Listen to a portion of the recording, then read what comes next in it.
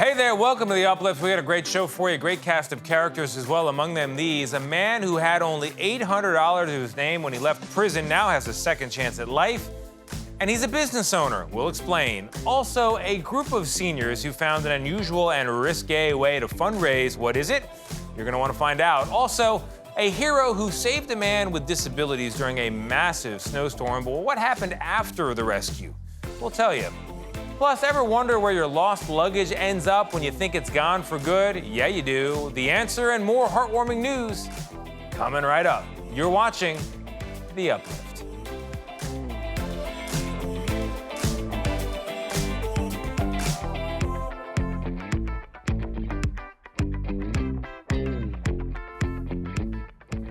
Hey there, I'm Tony DeCopel, and this is The Uplift, the show that lifts you up for at least the next 30 minutes. I'd like to say you and me as well, and we're going to begin with a story about second chances, as we often do. David Begnaud introduces us now to a dog trainer, his own dog trainer, who was released from prison 6 years ago after serving time for murder. For murder. You heard that right. He's now dedicating his life, though, to paying it forward. There we go. You're going to be a soccer player. Since we first reported the story of Bradley Arrowwood, the ex-con who walked out of prison 5 years ago with $800 in his pocket. You ready? Where's my buddy? The dog training business he started is prospering. We'll put dogs in that area. And last year, he purchased a home, a 2-acre property north of Los Angeles, perfectly suited for the service dogs that he trains and boards. This is kind of the best part of the job. Even though we have to train these dogs got to have fun. I got the unusual opportunity to know him 2 years ago when I hired him to train my dog, and he quickly told me about his past. Visit. And I was honest with you. And I said, had I known the facts before you came here, I wouldn't have had you here. You wouldn't have called. By his own admission, he was a hardcore Los Angeles biker, a bagman for drug money who killed a man he claimed had had an affair with his wife. You lured him to a house, you beat him, you duct taped him, and he suffocated because of that. That and a broken nose, yes.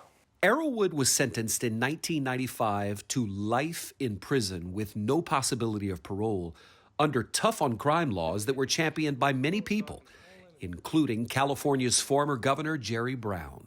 I had a death sentence, basically. Death by incarceration.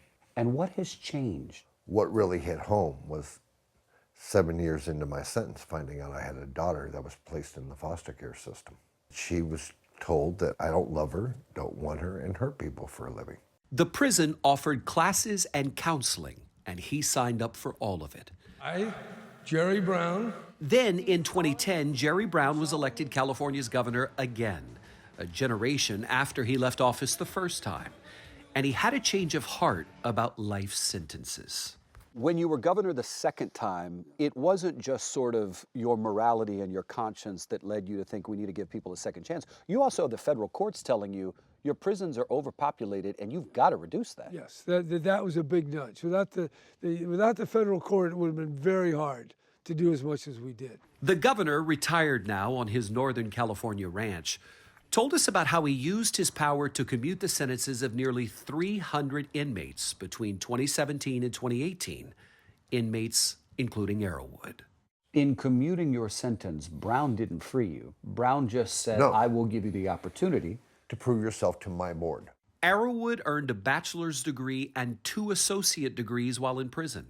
He became a model prisoner and was chosen by a prison captain to lead a team of inmates who trained difficult dogs that would have otherwise likely been euthanized. His prison record impressed the parole board.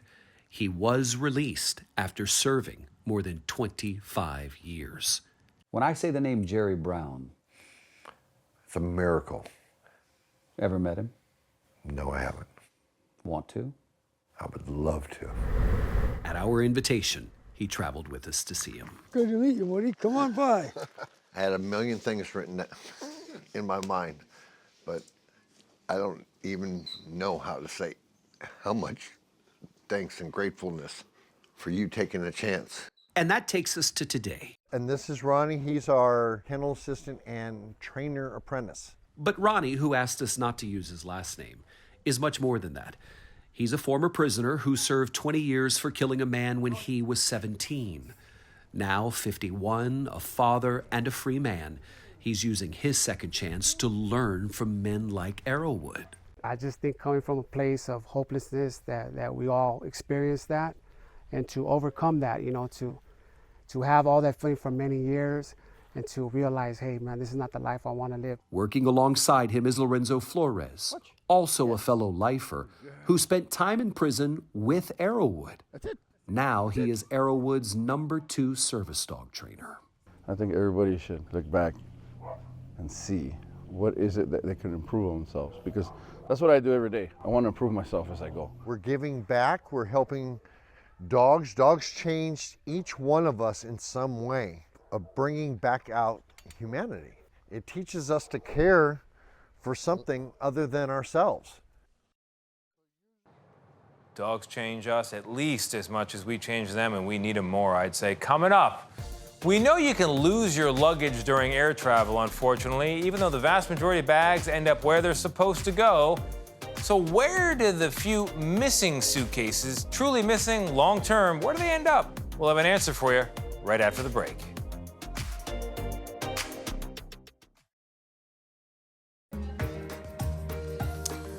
You know, the airlines say that 99.5% of checked bags arrive at their destination just fine, and you're there to get them. But what happens to the other 0.5%?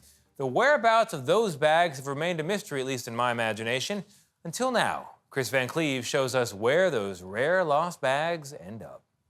Bridget Lee and Greta Holloman drove 3 hours from Atlanta looking to bag a deal. We thought we'd ride over and check it out. We like to shop, so. What do you think?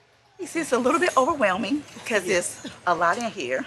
If you take your time and dig through, it's some pretty good finds. Good finds from lost luggage, like a $22,000 glitzy Rolex or an electric motor for a kayak, and all kinds of designer clothes unpacked and for sale in Scottsboro, Alabama.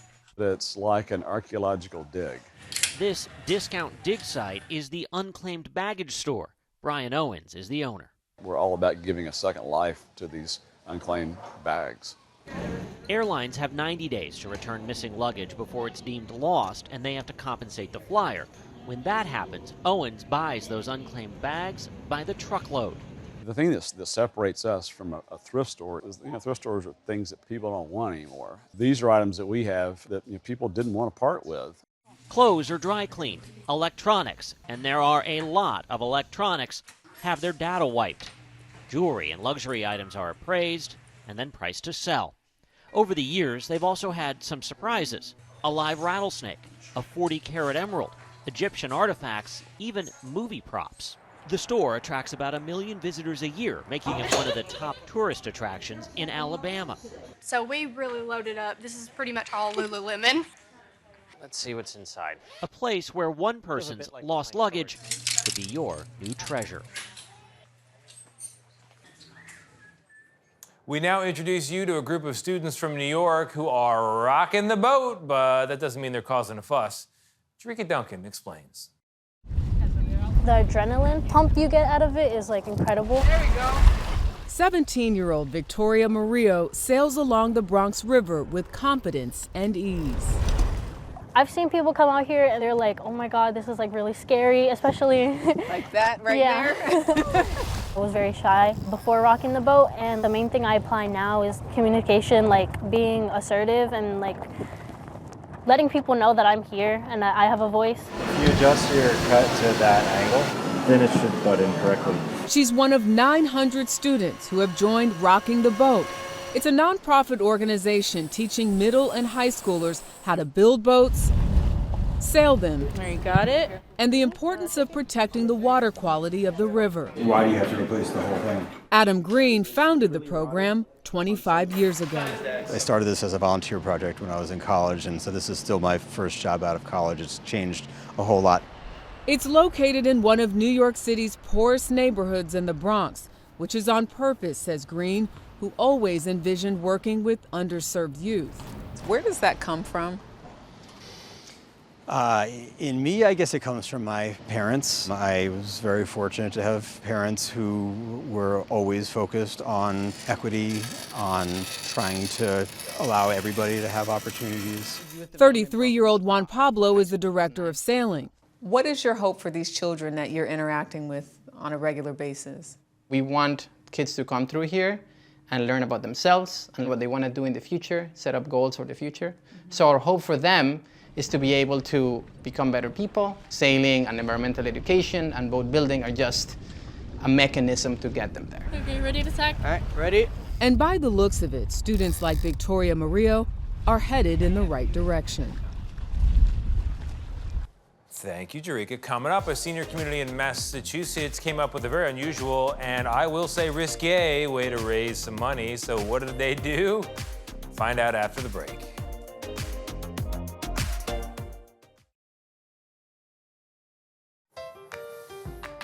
A group of residents at Linden Pond Senior Community, Massachusetts, participated in an unusual and eye-catching fundraiser recently. They became calendar girls. Here's Boston's LaVon Reed.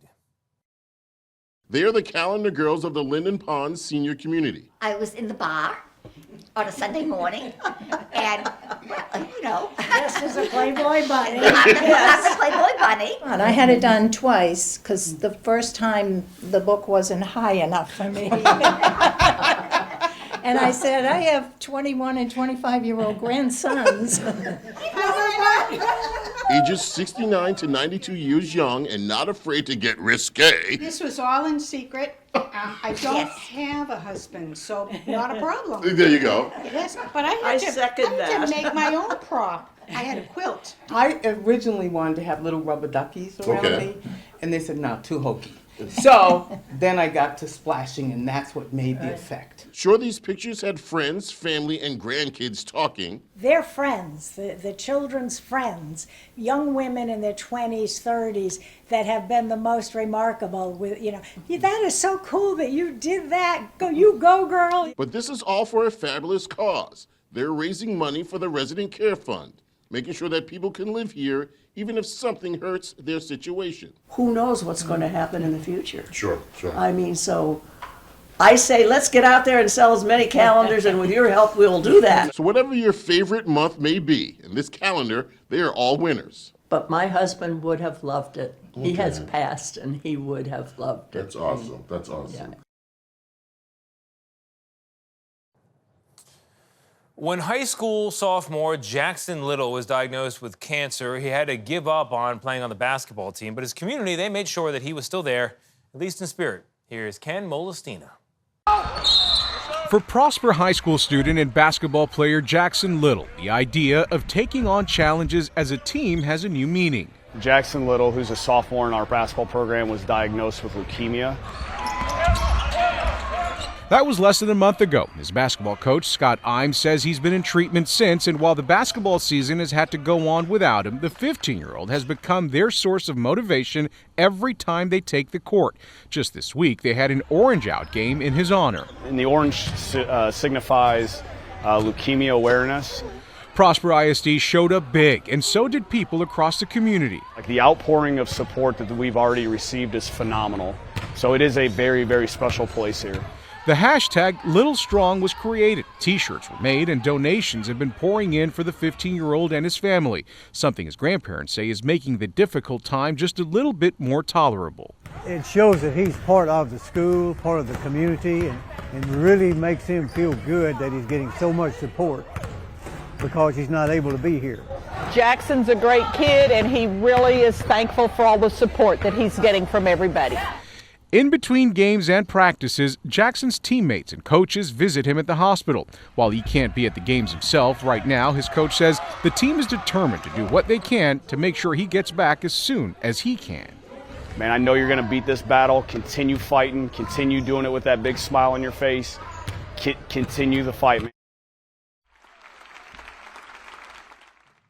I love youth sports. Very cool. All right, coming up, David Begnaud's got an update on a hero you might recognize. She was hunkered down at home during a blizzard when she heard someone shouting outside. It was a man who had special needs and who needed help most of all. A remarkable rescue story began to unfold. So where are they now? You're going to find out right after this break.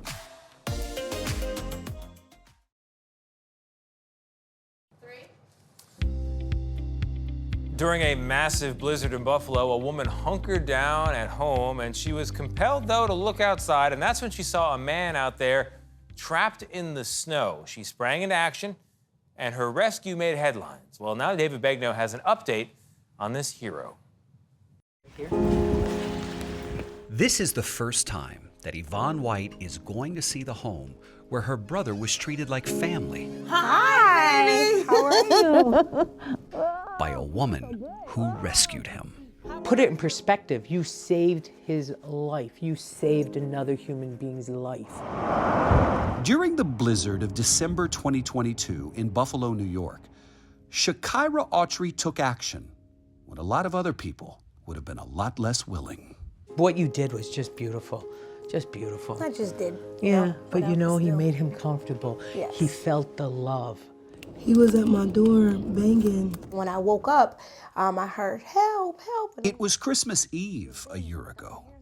Shakira looked out her window and saw that man struggling in the snow. He keeps screaming, help, I don't know what to do. I feel so terrible. It was 4 degrees outside. He can't even walk, like the wind is so bad. The wind was gusting 53 miles per hour. He had no gloves on, looked lost, and in pain.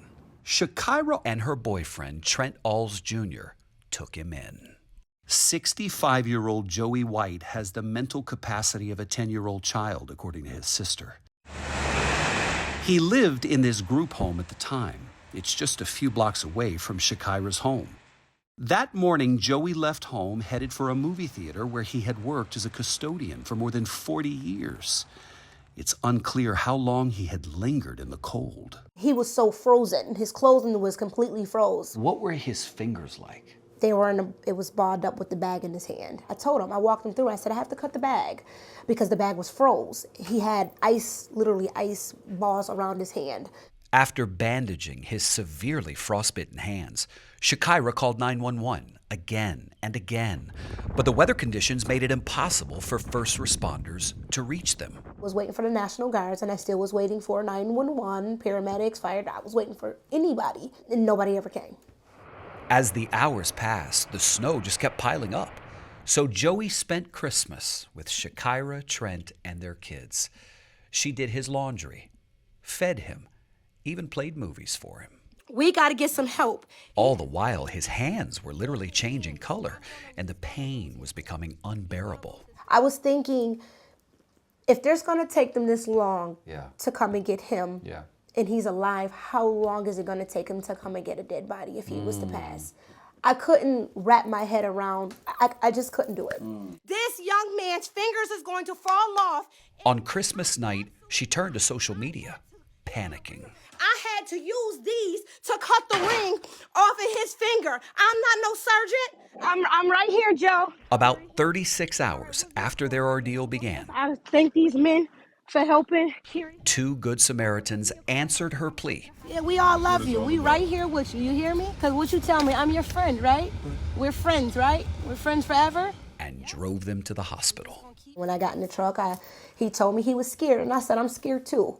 I'm scared too, Joey. And I said, you know, we got help. We're going to go. The doctors are going to take care of you. And then when he told me he loved me, I knew he really felt safe. This man could have died. 64 years old, could have died outside. I wasn't letting that happen on my watch, and he wasn't going to die in front of my kids. What do you think the takeaway is? I feel that especially nowadays, the way our country is, everything is just, you know, the weather is terrible, this is terrible. And then to see the compassion and the love with 2 strangers is just amazing. So you tell me where the connection is. It's here. It's not here. Bingo. It's clear. We got him to the emergency room. In the spirit of that first Christmas, more than 2,000 years ago, Shakira Autry made room in her home and in her heart for that stranger in need. I'm right here. When you think back on it all, what makes you emotional? I knew he needed help. And I just kept thinking about what if it was my family member? Christmas wasn't even about the gifts, about my kids. It wasn't. It was literally him. Christmas was him. He was a very good Christmas gift, and now for the rest of my life, I will remember him. What would you say to people watching this who will encounter something down the road? People should be kind, be loving. We'll take a lesson from you. So thank you. You're welcome.